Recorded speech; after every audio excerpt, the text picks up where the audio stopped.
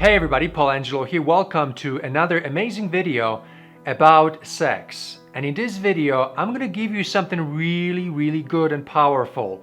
I'm gonna give you something that will unlock the puzzle of relationship challenges. Because I think that our relationship challenges are mostly created by sex and the entire dance or the pursuit or the hunt for it. Somewhere there is a major contradiction.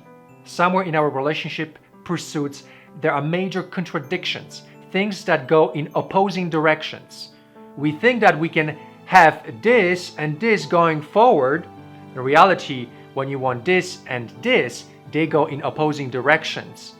And when they go in opposing directions, no matter how hard you try to push in any direction, you want sex, you push this way. You want love, you push this way. So what is it that you want? Sex or love? Sex or love?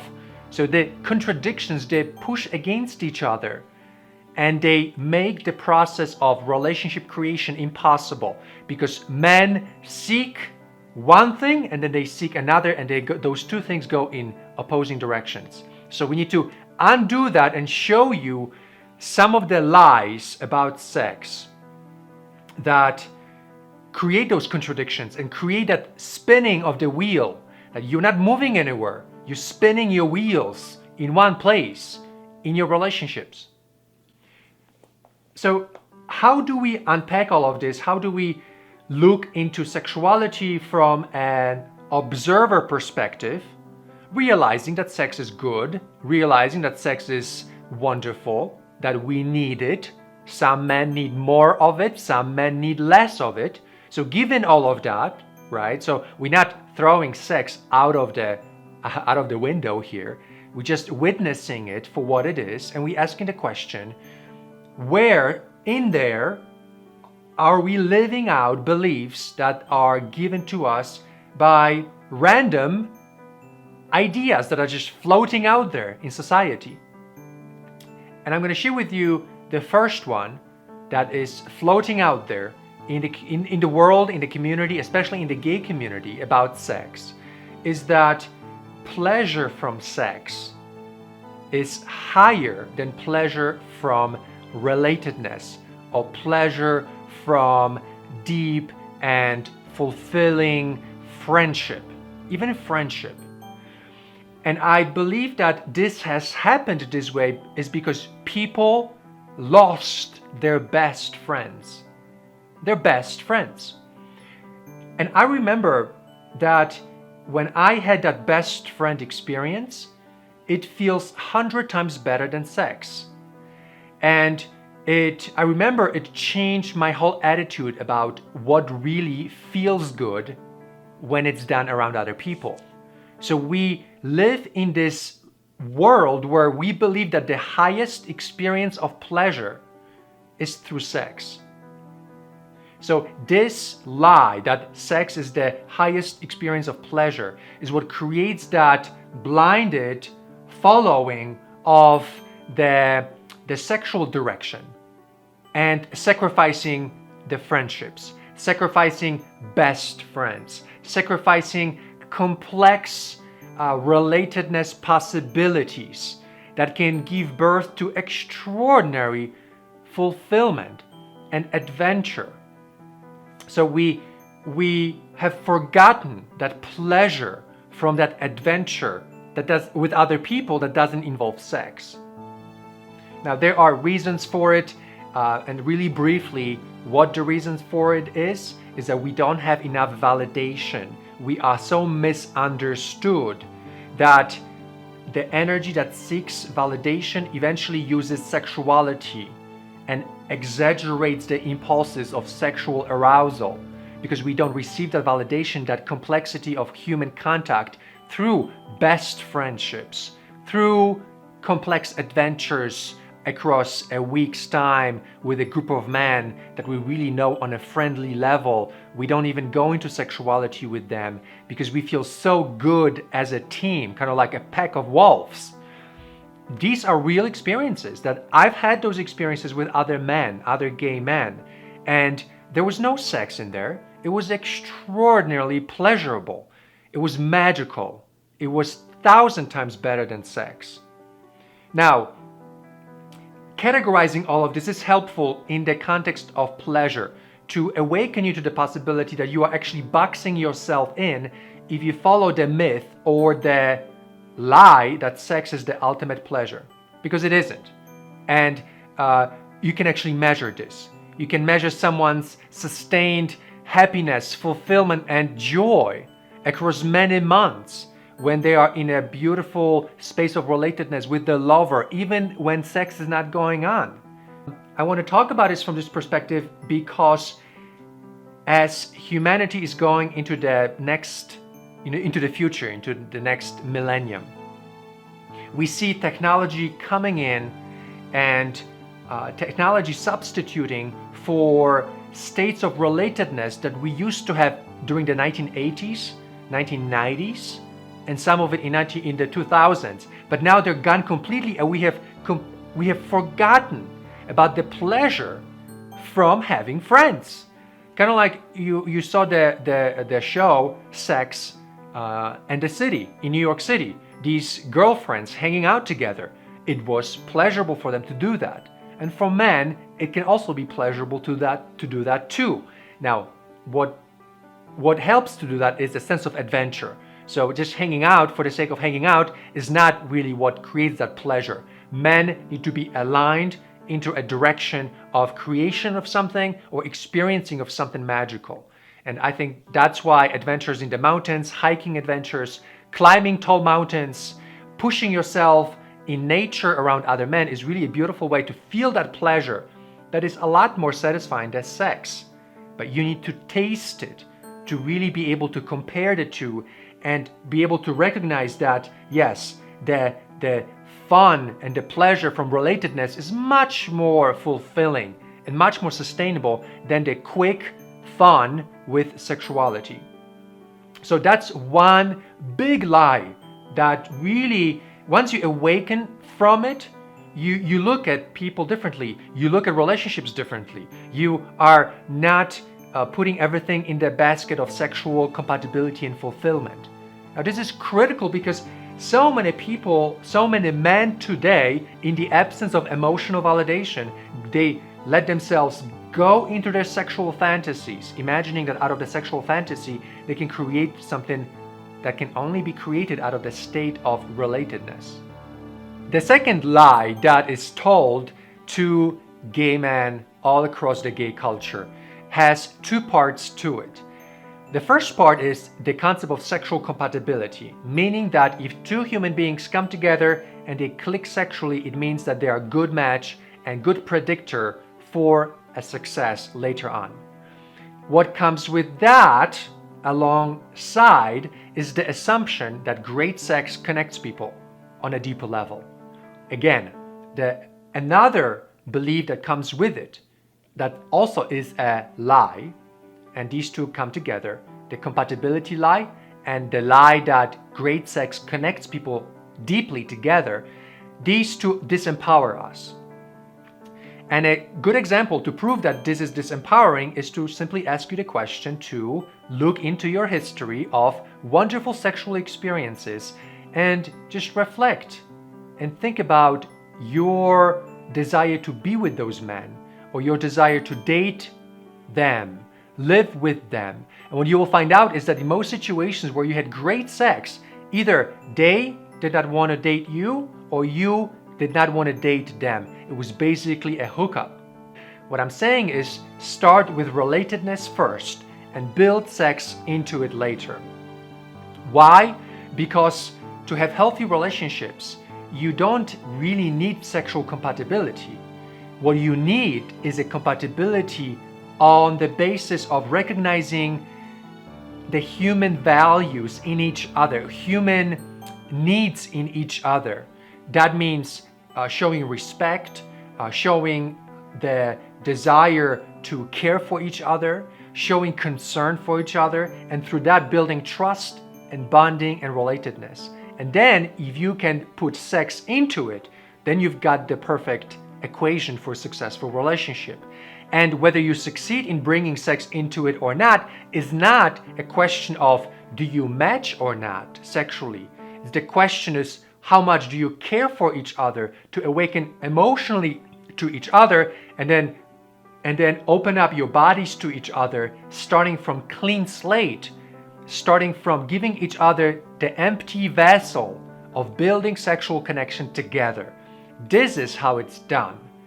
And the other side is simply an infantilization, a way to keep you in the perpetual search for sexual compatibility and assuming that great sex equals great connection. And that is great if you're in your 20s. In your 30s, you can kind of get away with this too as you're experimenting, but you will find out really quickly that sex does not lead to deep, healthy, authentic connections, and sexual compatibility is an element of convenience in terms of sexual exploration. And we can keep it in that domain. Sexual exploration, yes, but in terms of love, no, because you need to create that empty vessel. And in that empty vessel, sexuality is supposed to start from scratch with two people without bringing in your scripts or your games into it. So this is the second lie, that disempowers us, that makes our lives really much more difficult because we spend too much of our life on the sexual domain versus the domain of relatedness. And to be more specific, we spend too much time acting out sexual arousal, so we are spending too much time in the state of arousal and not enough time in the state of relatedness amongst gay men. If we could cut by half the time you spend in your sexual arousal and then distribute that into the space of relatedness, into the state of relatedness, you would see beauty in your personal life growing out of every area of your life, because it's out of the state of relatedness. Men can build castles.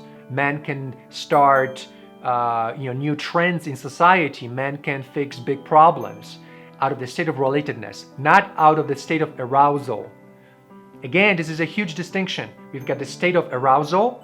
You get horny, and I say, okay, but don't bring that into love, don't bring that into relatedness. Those are two different spaces. Act out your arousal, do what you want, but then say, okay, now I'm going to enter into a space of relatedness, into the state of relatedness, and this is the pleasure from friendships, best friends, complex, deep, unusual relationships with artists, with people that are creatives, that are musicians, that are adventurers, explorers, visionaries, people that stand for something, that are driven by achievement. When you're around those people in the state of relatedness, you feel such level of empowerment and fulfillment that when you compare that to sex, it's like here with relatedness, you are on a level of 100, and here with sexuality, you're on a level of, say, 13 or 14. That's how big the difference feels. It's extraordinary. And we've been, the gay community, or maybe we can even say men in general, straight men too, we all have been disempowered by pornography. So basically, we are in a perpetual state of arousal. Everything's creating arousal. Arousal here, arousal there, and it's like your mind is going crazy, and sexually you all over the place. And this is really a challenge for a lot of men. But once you're aware of it, you can really see that, okay, this is where I'm pushing myself too much into the acting out my arousal. I need to quiet it down, because the beautiful things can only come out of a state of relatedness. Anything in your life that's beautiful will come to you out of a state of relatedness. So now let's talk about the third biggest lie about sex. And this is very common. People believe that sexual preferences, once created, are set for life, or that are very difficult to change. I'm going to give you a very powerful formula that will show you otherwise. And I recommend you really pay attention here, because this is life or death in the context of sexual happiness in your life. If we want to be happy on a sexual level in our lives, we want to have a wide range of partners that we are attracted to. So we want our sexual energies to be giving us pleasure from a variety of possibilities of sexual activity, right? If you can do that, you will be forever sexually happy. And to do that, we want to open up our emotions as much as possible, our emotional readings to every sexual activity. And as we are connecting emotions to our sexual acts, we are throwing into the desire another element. It's like a chemical reaction. Most of the time, people are using sex or are experiencing pleasure from sex through the physical sensations, not emotional. And what I'm saying is, if you want your sexual range to open up as wide as possible, find ways to emotionally connect to the man that you're having sex with. And the more you do that, the more you will see that through your emotions, you actually are awakening your sexuality. I've done many experiments in my journey of sexual explorations. One of those experiments was to really open up myself to men that I normally would have said, they are not my type. And for me, it was very easily to do this research, because I started out with a template of attraction that led me towards big, husky, bearish kind of men, really big guys. I've always had that attraction. And as I became older and older and older, I started experimenting. I started connecting emotion into sexuality. And I noticed that the men I was connecting emotionally to were men that I could do things with. And because I'm very athletic, I could do things with men that were more athletic than overweight.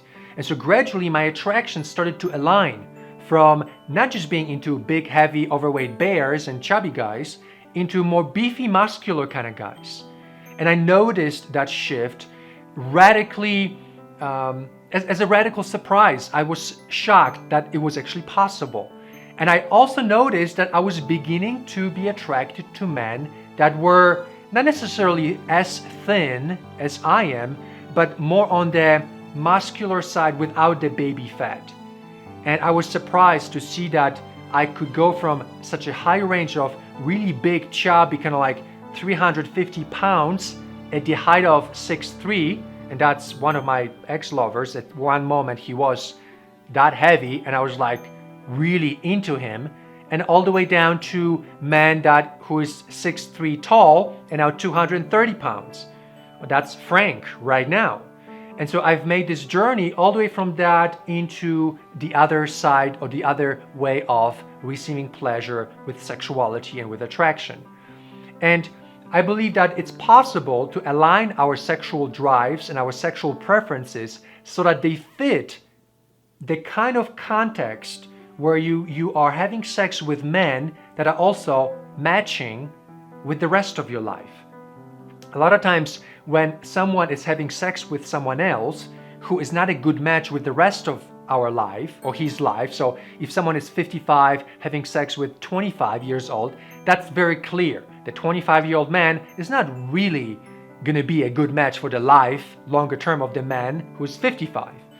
But there is the attraction there. The attraction is really strong.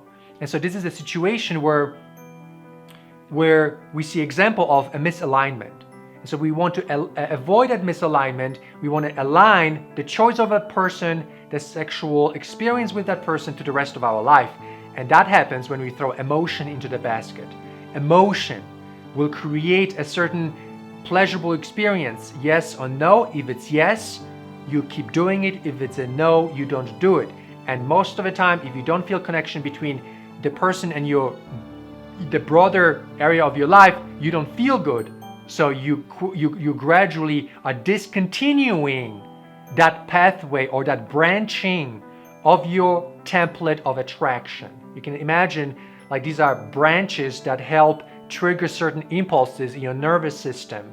And if your emotions are telling you, I don't feel good around this man, no matter, even though my penis goes hard, then 3 times down the road, your penis will not go hard with this person, will go hard with another person, a different person.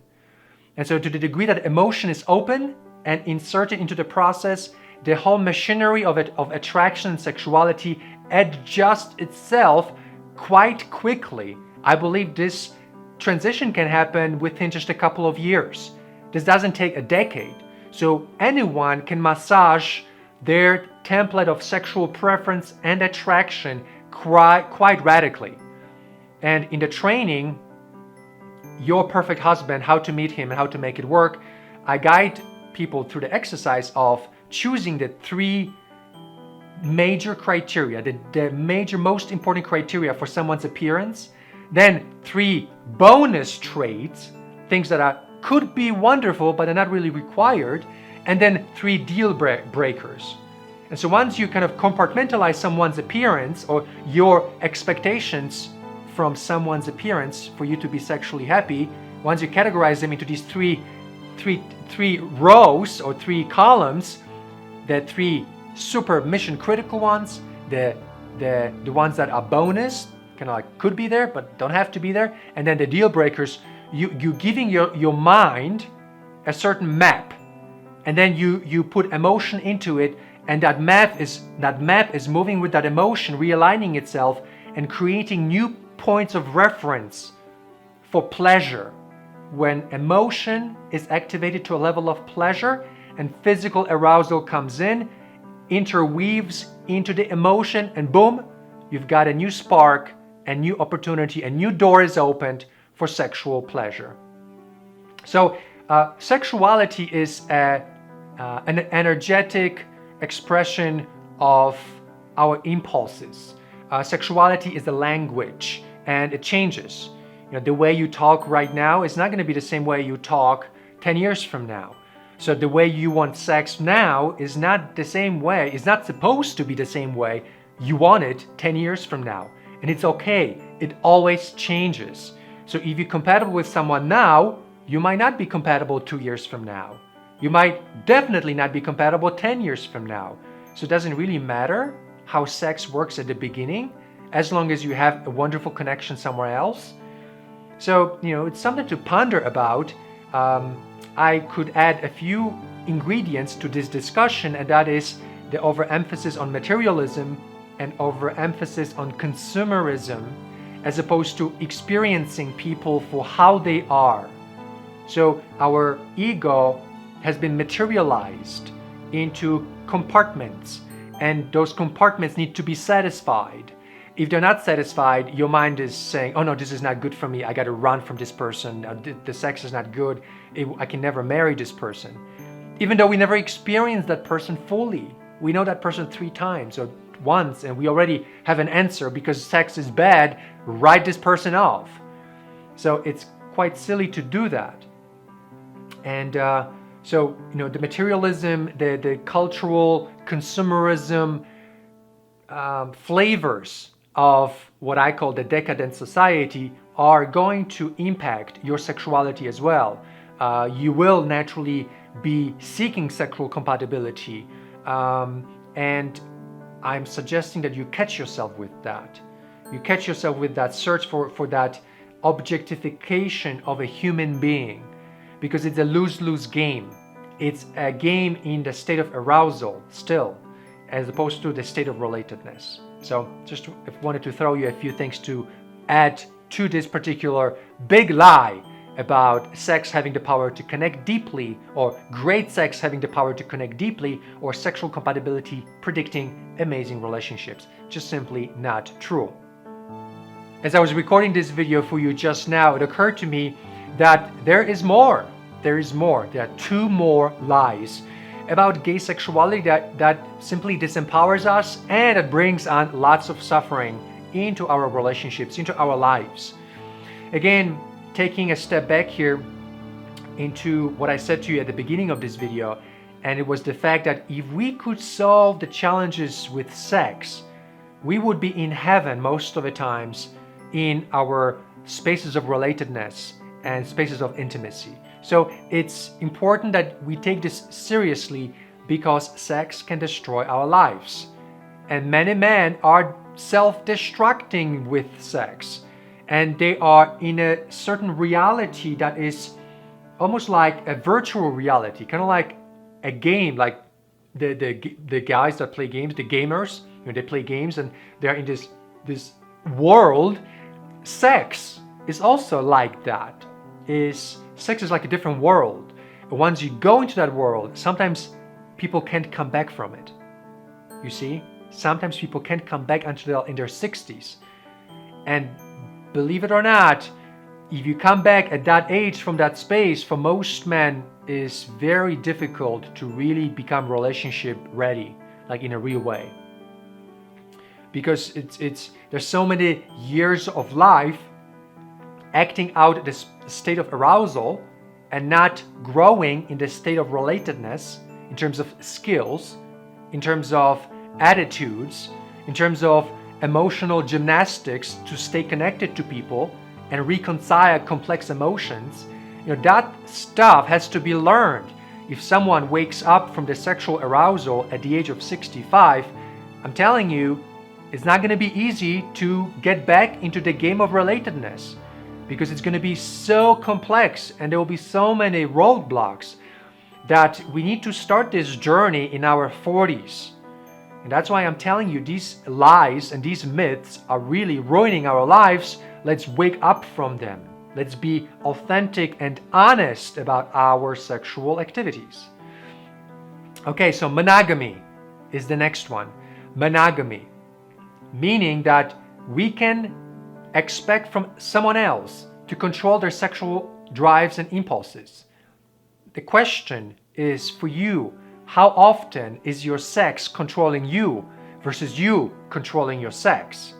And if you're really honest, most of the time you're completely out of control sexually, because most men are out of control sexually most of the time.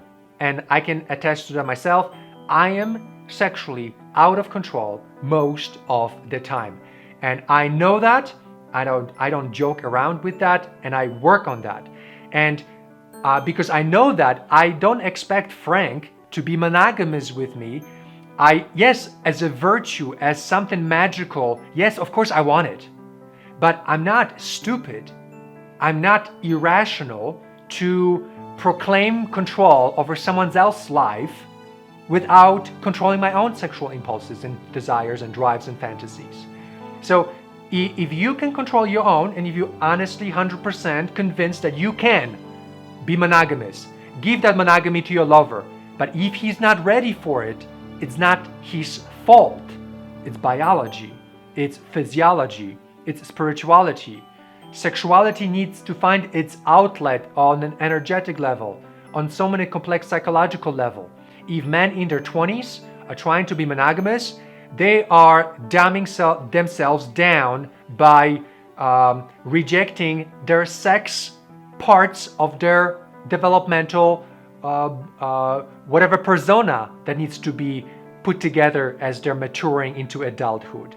So people that are monogamous, that don't have enough experiences naked with a variety of men, they don't receive that validation from a variety of men, so they have body image issues, they don't feel secure about their bodies, they don't love their bodies because they were not touched by enough men and saying, oh yeah, you feel sexy. It's like, as I mentioned to you in many videos, I love hairy guys and husky guys, and when I would rub them in the back of my head, I realized, they probably are not rubbed by someone who really is into them. So I would be like all over them, and I would be touching them in ways that I would be looking in their eyes, and I could tell that nobody touches them that way. And they were validated by me. So when they went home that evening, they went to bed feeling really good and happy. And so if monogamy in our 20s and early 30s, I would not prescribe it to anyone, because it goes counter to sexual development.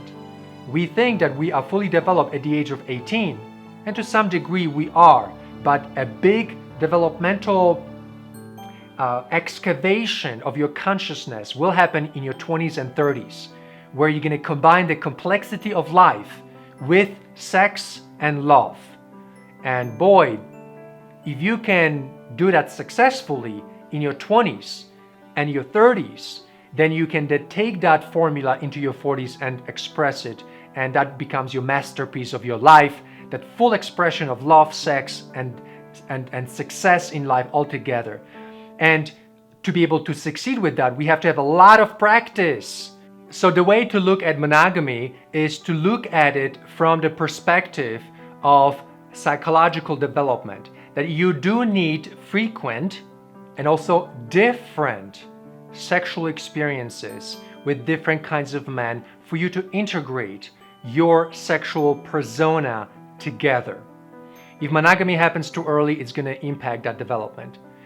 Now, let's look at monogamy as a virtue in relationships, which monogamy is.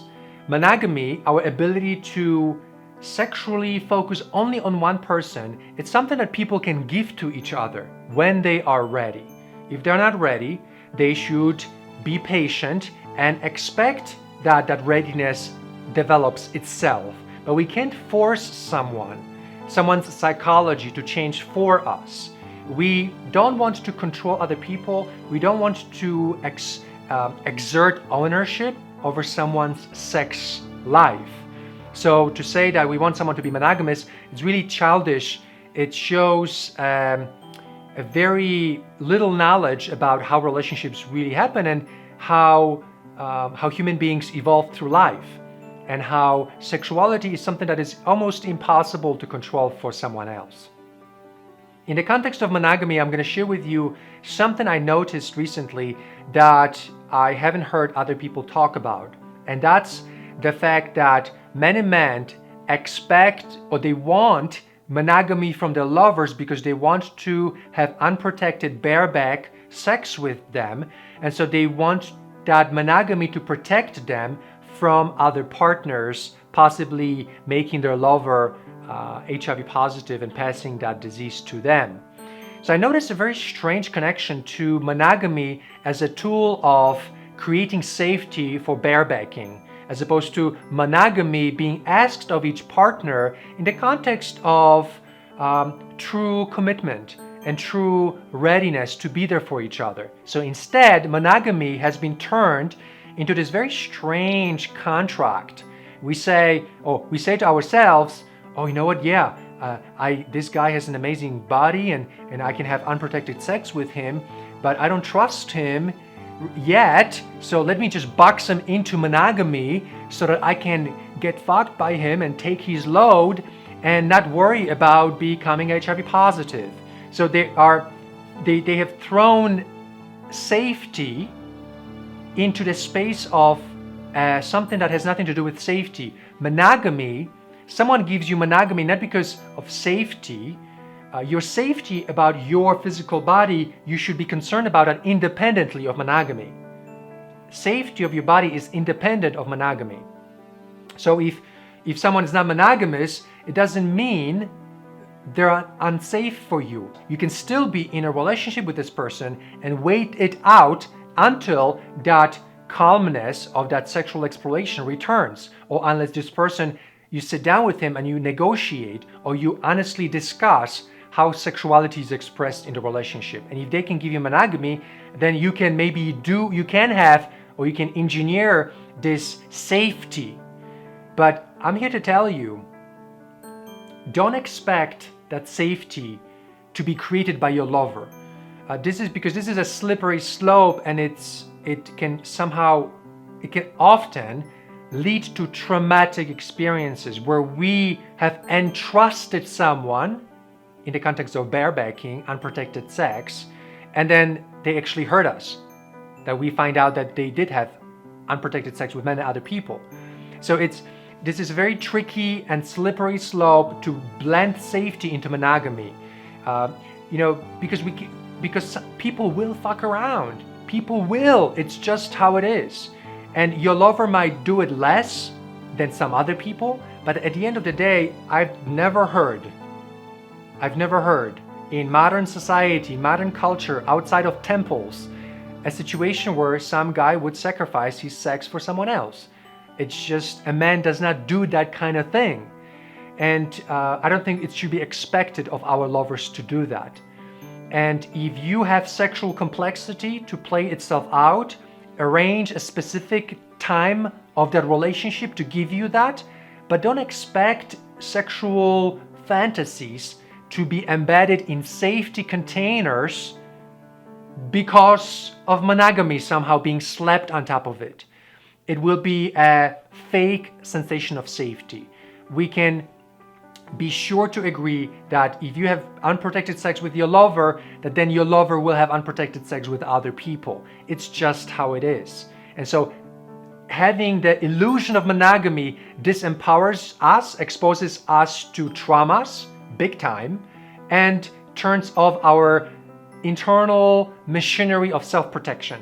And I say monogamy is something that you might succeed in after 10 years of being with someone, but it's going to take a sure hell amount of work, enormous amount of work and commitment and trust. And you can get there and you can have that bareback sex with that person, but what will happen eventually is that as you work on your character, as the other person evolves with you, you will not need that barebacking, all those things that you searched at the beginning of the relationship, because it will chisel itself out. Those desires will no longer be necessary. Expecting monogamy from our lovers is a big lie. We want to be open to the experience of sexuality and the person in front of us. And if monogamy is possible, look at it as a reward, not an initial expectation. So now let's talk about the final, I reserved the best for last, the final biggest lie in the gay world. And this is somewhere where I go into totally different direction than most of gay coaches and gay, you could say, trainers or leaders out there. This is about anal sex. And I believe that anal sex is a big, big lie when it is connected to the process of healthy relatedness and long-term sustainable relationships.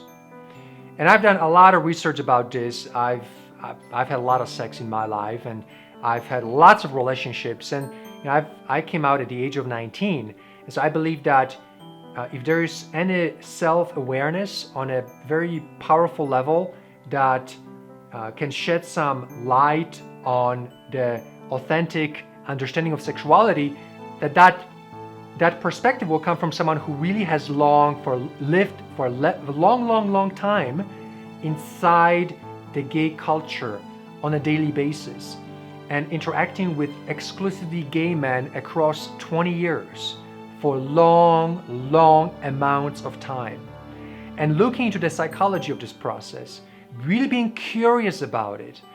And I've come to a conclusion that anal sex is a combination of things happening at the same time. One of them is the playing out, basically the copy and paste from heterosexuality. So man and woman, they have an intercourse, and we are programmed by social conditioning to do the same thing. And I understand it. It's very easy to see this copying and pasting pattern, and it contributes to us basically doing the same thing, having an intercourse in a situation where there's a huge difference between vagina and the rectum.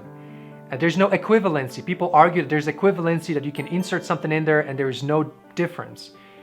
I have a really interesting answer to that, and I say, well, if vagina and the rectum is the same thing, then why do women have a separation between vagina and the rectum? Why don't they just have vagina rectum, or some kind of one thing out of which they poo and they give birth to a baby and the whole thing? So it's what women have in their bodies is so radically different that allows penetration than what men have, that arguing that is so ridiculously silly that I don't even argue that. I go into a deeper reasons why people perpetuate that. one of the reasons why people perpetuate it is a sexual archetype or several sexual archetypes that actually are valid, and for reasons of energetic necessity, they find their outlet through sexual intercourse.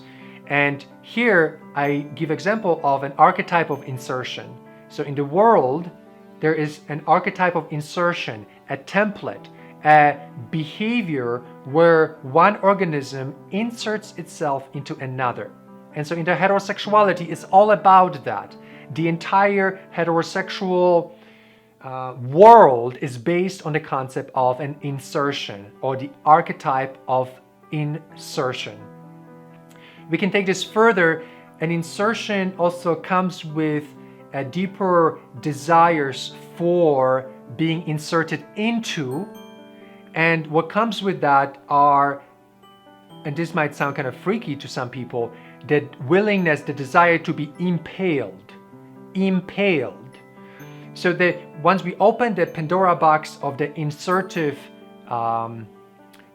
archetype, we are opening up deeper sexual complexities related to another energetic, unconscious, sought-after pattern, which is the being impaled on something. And so you see that, why do we like to get fucked? It's because you feel like you're impaled. That there is something about, when you take away the form of the person, that there is something about the process of being impaled that creates something so unknown, so foreign, that it's like a different world. And I think this is what really drives men to participate in those kind of sexual complexities. These are extraordinary complexities. That's why I look at anal sex as a dangerous hobby, because once you open that door, you're inviting areas that are not designed for gay men, for a male body, from many different angles and dimensions, and it creates an expression of some energy that a man not often should be expressing in his life. It's basically like taking a drug of exotic nature, that if you take this drug, that your life will be permanently different, permanently. And if you want to walk backwards, it will be very difficult to come back from that drug to a state of normalcy again. And I think anal sex does that. And while I want to defend your right to expression of your sexuality through anal intercourse, I don't have anything good to say about it. I really don't.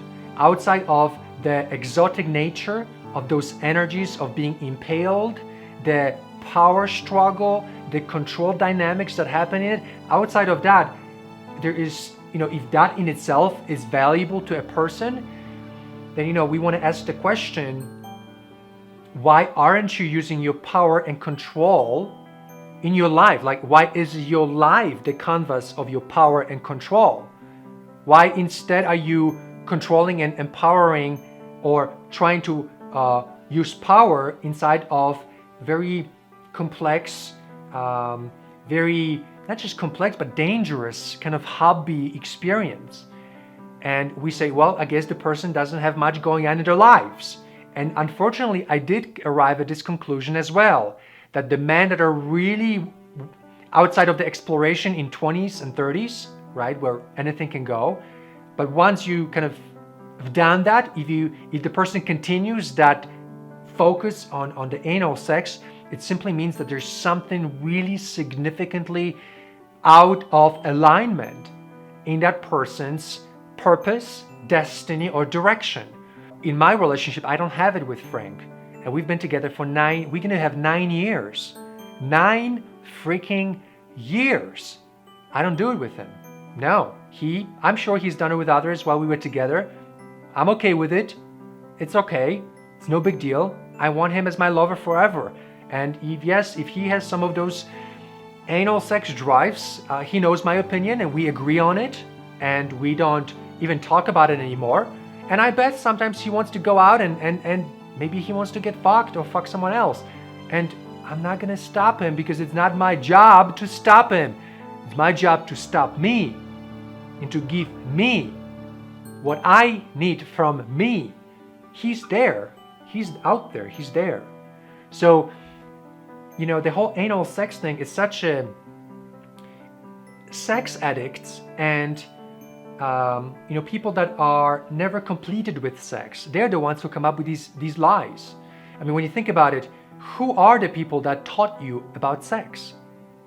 Probably priests, nuns, people that either never have any sex or people that are sex addicts.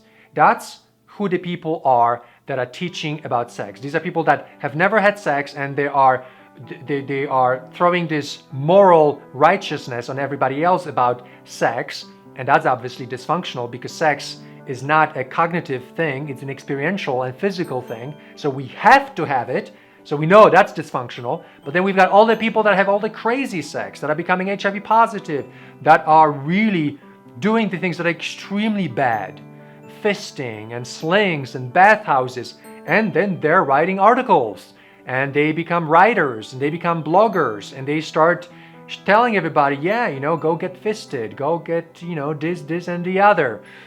And I say there is a place of integrity somewhere in between.